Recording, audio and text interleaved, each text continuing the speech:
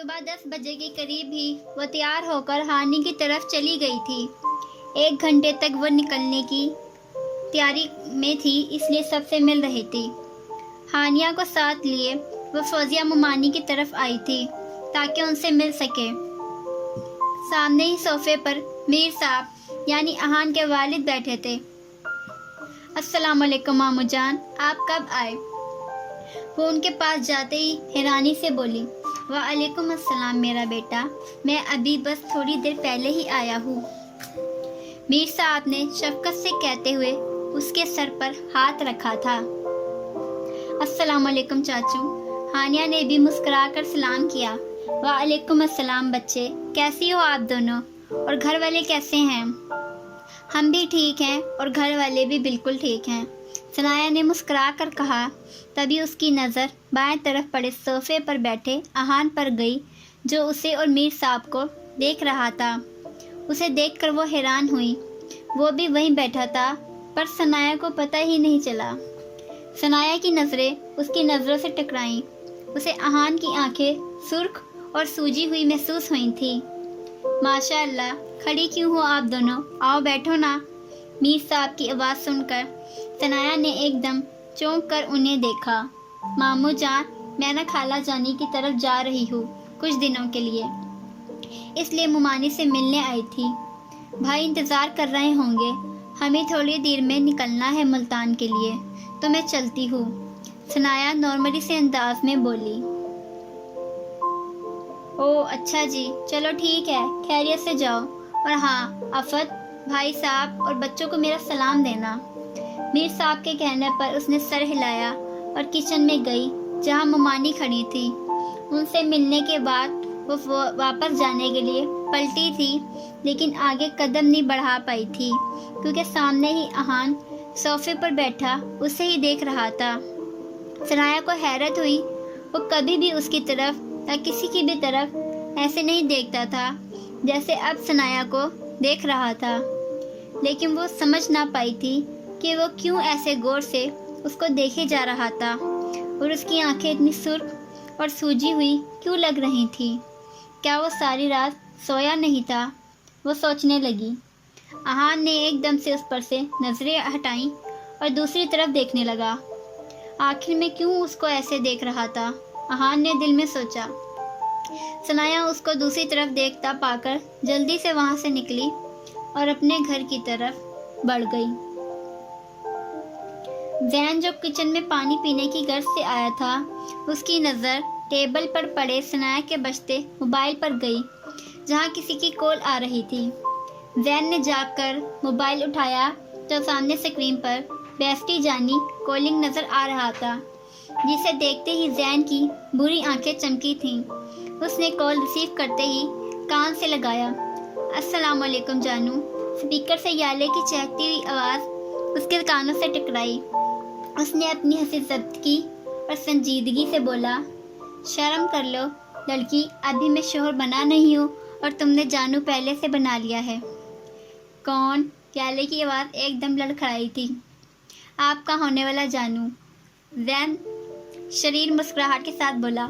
استغفر اللہ، یالے کے منہ سے ایک دم نکلا۔ ثنایا کہاں ہے؟ اس کو فون دیں آپ، شرم نہیں آتی؟ کسی کا موبائل یوز کر رہے ہیں، اور تو اور ایسے ہی کسی کی کال بھی ریسیو کر لی۔ فرینڈس کی پرائیویسی بھی کوئی چیز ہوتی ہے۔ یالے نے اسے شرم دلانی چاہی پر مقابل اس کی سوچ سے ہی زیادہ بے شرم ثابت ہوا تھا۔ پہلی بات، یہ موبائل کسی کا نہیں، میری اپنی چھوٹی بہن کا ہے، وہ بھی سگی۔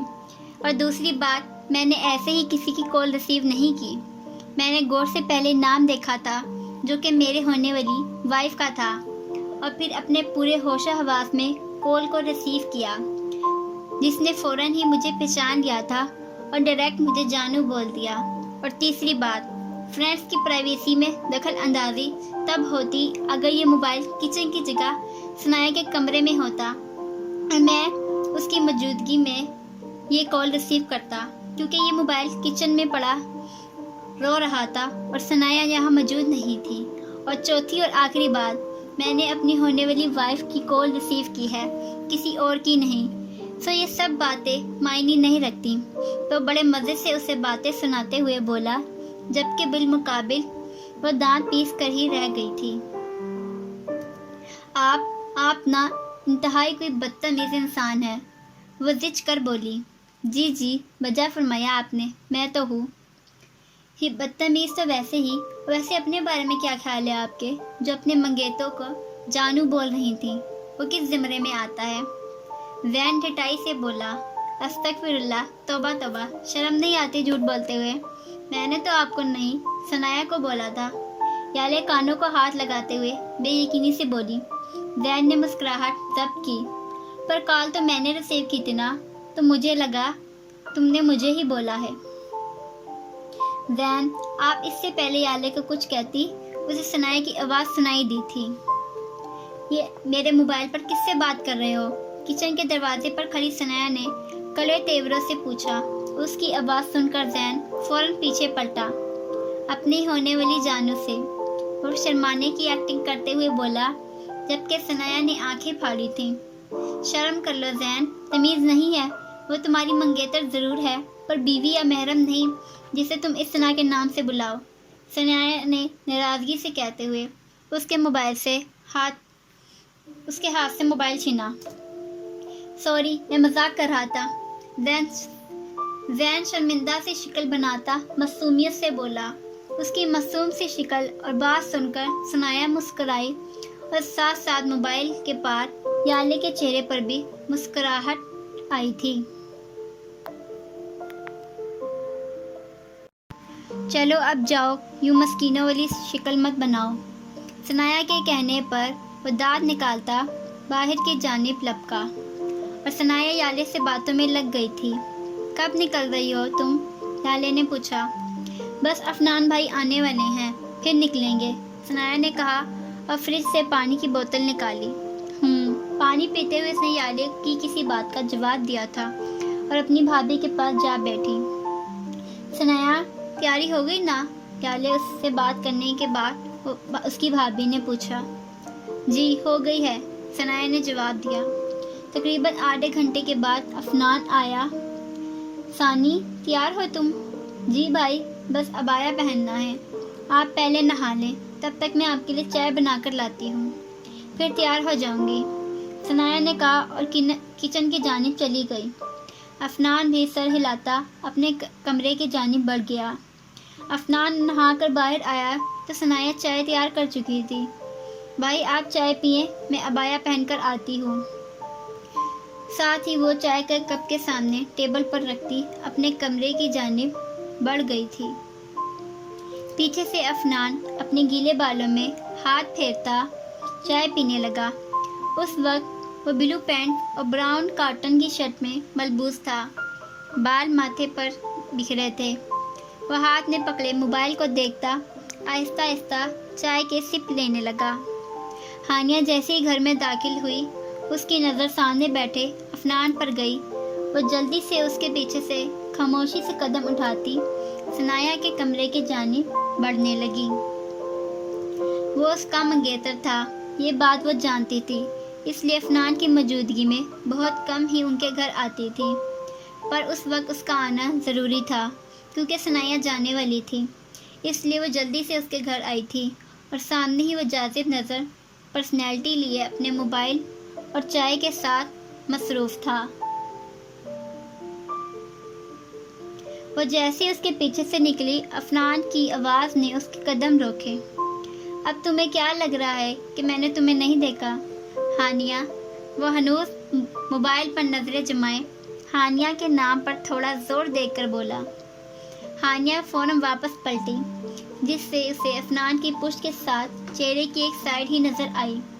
नहीं अफनान भाई, वो जो अभी बोल रही थी। अफनान की आंखें दिखाने पर एकदम खामोश हुई। एक तो कज़न मैरिज में ये भाई बोलने का रिवाज पता नहीं कब ख़त्म होगा। जब देखो भाई भाई भाई, वो हानिया को आंखें दिखाता बड़बड़ाया। हानिया ने नासमझी से उसे देखा। आपने क्या कहा अफनान? लड़की में भाई नहीं हूँ तुम्हारा। हानिया के बोलने से पहले ही वो उसकी बात काटता दांत पीसते हुए बोला। जी ہانیہ نے جلدی سے اس باتی انداز میں سر ہلاتے ہوئے کہا۔ اب میں جاؤں ثنایا کے پاس؟ وہ زبردستی مسکرا کر بولی۔ افنان ایک نظر اسے سرتا پیر دیکھا جو اس وقت سفید ٹراؤزر کے ساتھ گلابی رنگ کے قمیص میں ملبوس تھی، جس پر سفید رنگ کے چھوٹے چھوٹے پھول بنے ہوئے تھے۔ ساتھ ہی سادہ سفید دوپٹہ سلیقے سے اوڑھا ہوا تھا۔ گورے رنگ اور خوبصورت اٹریکٹیو نین نقوش کے ساتھ وہ بہت پیاری لگ رہی تھی۔ جاؤ اور ثنایا کو جلدی سے بھیجنا، ہمیں نکلنا ہے 10 منٹ تک۔ وہ نظروں کا زاویہ بدلتا ہوا بولا تو ہانی شکر کا سانس خارج کرتی جلدی سے وہاں سے کھسکی۔